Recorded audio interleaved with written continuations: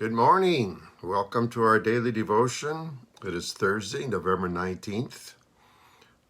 Thank those of you that continue to be loyal to these devotions. It just amazes me how many of you choose to watch them to grow in your faith. I'm honored, and I pray that God uses these to help you to grow in your faith. Good morning, Grace. Good morning, Serena. We're in John 21. I'm going to read one verse. It says, "When they had finished eating, Jesus said to Simon Peter, 'Simon, son of John, do you truly love me more than these?' 'Yes, Lord,' he said, 'you know that I love you.'" Now, a few things here that you would just overlook if you were just reading this probably on your own. Good morning, Roz. Notice he says, "Simon, son of John." My granddaughter's birthday was yesterday. Roz, thank you for what you made for her. She loved it. She thought it was funny, cute. Morning, John. Morning, Rose. Morning, Veronica. Morning, Marcy. Marcy, you've been so loyal. Wow.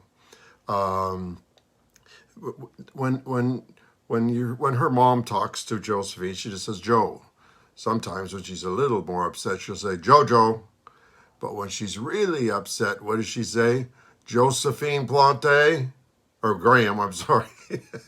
Josephine Graham. When you're upset with someone, you say their whole name.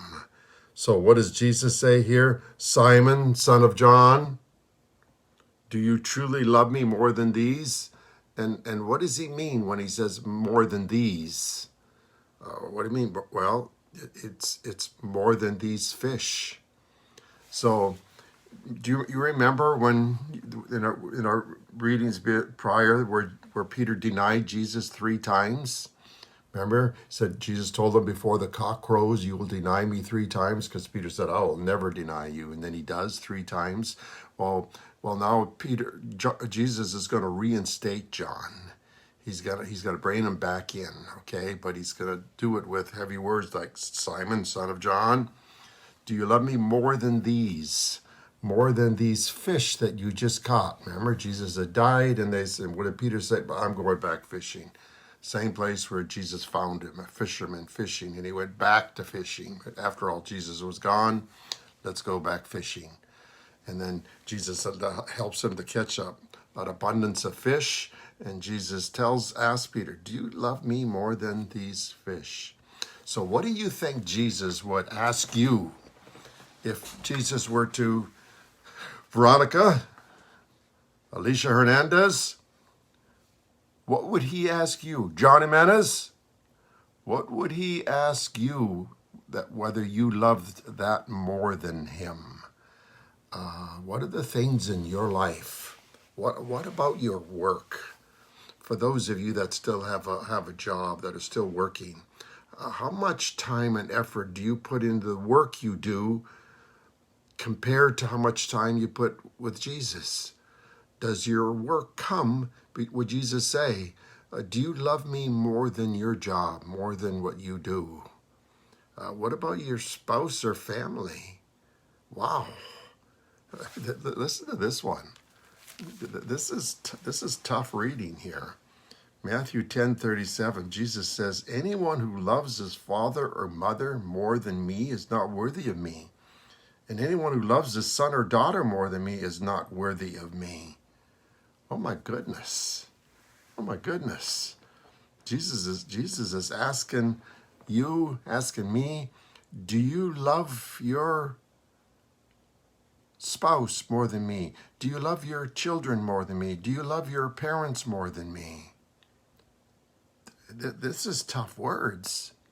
Now, of course, Jesus wants us to love them also, but what he's saying here is same thing he said to Peter. But do you love me more than these? Do you love me more than... let me just share. Last night, as you know, was my granddaughter's birthday, and they went hiking because she wanted to do on her birthday. And it kept getting later and later, and I'm thinking, wow, we're supposed to eat tonight, we're supposed to have cake, we're supposed to give her presents, we're supposed to sing happy birthday to her yet. And the time kept clicking away, and it was getting closer to a crash. And I was torn. I was torn between saying, sorry, I have to leave and go upstairs and not not sing happy birthday to her, not give her my present, to go upstairs to do crash. I was torn. I was torn. And so what Jesus wanted to know was, how much do I love him? How much do I love the work that he's given me to do? And I love it. I love it. It was hard for me to not do crash last night. It was really hard because I love Jesus. I love Jesus. I want to serve Jesus. Good morning, Mary. Good morning, Emma. I want to do everything I can for him, and it hurt that I missed it. How about material possessions? You all have certain things that you own. Does that ever come before Jesus? Listen to 12:15 in Luke. In Luke, says this. Jesus said, "Watch out, be on your guard against all kinds of greed, for a person's life does not consist in the abundance of their possessions." Don't be holding on to your possessions like that's more important than Jesus. Jesus wants to be first, wants to be ahead of even your possessions. That's why he says in 1 John, I should have put my marker there. In 1 John 2:15, he says this, "Do not love the world or anything in the world. If anyone loves the world, the love of the Father is not in them." Don't love the things of the world more than you love Jesus. Michelle. Morning, Michelle. Jesus wants to be ahead of everything, even your friends. Even your friends. Jesus wants to be more important than your friends. In 15:15 it says this. Jesus says, "I no longer call you servants, because a servant does not know his master's business. Instead, I have called you my friends. For everything that I have learned from my Father, I have made known to you." Jesus calls his disciples his friends. In 15:14, he says this, "Greater love has," "You are my friends if you do what I command." Jesus wants to be your best friend. He literally wants to be your best friend. Now, I'm sure that each of you, like me in the past, have put other things ahead of Jesus. We've all done that. We've all put other things ahead of Jesus. Sometimes it's been for long periods of time that we've done it. And it's amazing. It's amazing to me how long Jesus is willing to wait for us to come back to him. Just like he waited for Peter here, waiting for Peter to come back to him. It amazes me how long he waits for us to come back to him. Much, much longer than any good friend that you've ever had. Morning, Paul.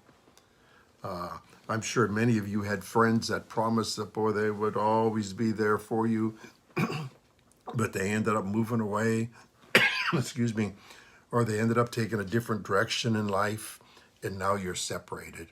I can remember my wife was best friends with a woman that lived right next door to us. They were inseparable, and my wife makes very few friends, so they were close. And they said they would die together. And then lo and behold, her husband gets a new job, and they have to move to Northern California. And we went there a couple times to visit them, and they came here a couple times. But soon it ended, and now and then for years and years now, they have not talked to each other. We don't even know if she's even alive. But boy, they were going to be inseparable. Well, how comforting it is for us to know that Jesus will never leave us. Jesus is that friend of yours that will never, ever leave you. And even if you leave him, he will sit there and wait for you. John 14:16. Listen to this.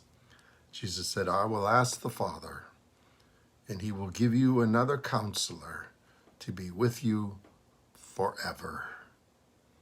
Jesus promises that he will be with you forever. And he is. He lives within you. His Spirit is in you. His Holy Spirit is within you. He will be with you forever. He will never, ever leave you. That's why he wants you to make him first, ahead of everything. The people in your life, the things in your life can give you joy and happiness, but just for so long. Jesus gives you much. Your spouse can't save you. Your spouse can't take you to heaven. Your children can't take you to heaven. Your parents can't. Only Jesus can do that. Only Jesus can do that. That's why Jesus wants to be your best friend. Have a great day. God bless you. Tonight is our Bible study, if you choose to join us at 7. Otherwise, I'll see you tomorrow morning again at 8 o'clock. Have a great day, y'all.